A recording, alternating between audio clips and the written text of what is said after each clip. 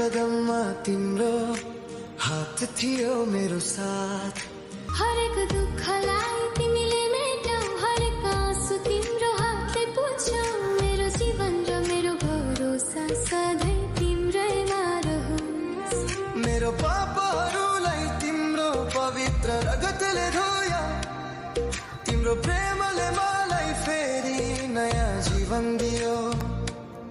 हरेक सासमा तिमीलाई सम्झन्छु सधैँ, तिमी सधैँ मेरो साथ थियौ, तिमीले मलाई सम्हाल्यौ।